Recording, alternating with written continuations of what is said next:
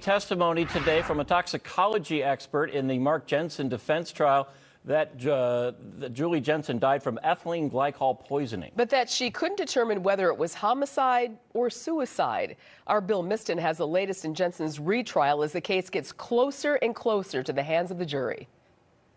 There is no way to just look at an ethylene glycol level and say, this is a suicide, this is a homicide, or this was accidental. Doctor and medical toxicologist Stacey Hale said there wasn't enough ethylene glycol, a toxic ingredient in antifreeze, in Julie Jensen's blood to indicate she was given a second dose of it the day she died, as prosecutors say. It's difficult to pinpoint to an exact time. But to her, there are three things to note from reviewing Julie Jensen's death. The levels were almost undetectable, which implies a later stage of the poisoning, that calcium crystals were present in her kidneys, and that Julie Jensen died. The cause of death is ethylene glycol poisoning, and there is nothing scientifically or toxicologically speaking, which is what my scope falls within, to state that this is a homicide or a suicide. Hale says she took into account the evidence given to her by Jensen's defense, but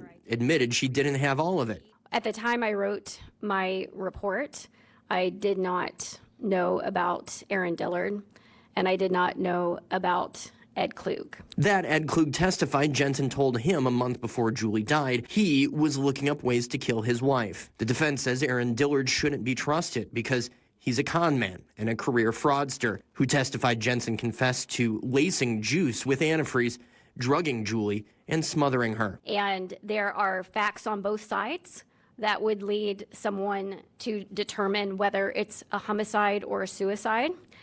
That is not for me to weigh or decide. Under cross-examination, Special Prosecutor Robert Jambois was at times badgering Hale. And with 100 milliliter ingestion, there'd be this amount, right? At one point, trying to use an economics analogy to further explain why ethylene glycol was found in certain amounts in Julie Jensen's blood and stomach contents. Oh. And how a supply and demand curve analogy applies in this situation really doesn't make any sense. Okay, well, The defense plans on calling Jensen's sister on Friday, as well as the Jensen's oldest son next week, and could rest its case. But the state does plan on calling additional witnesses. Reporting in Kenosha, Bill Miston, FOX 6 News.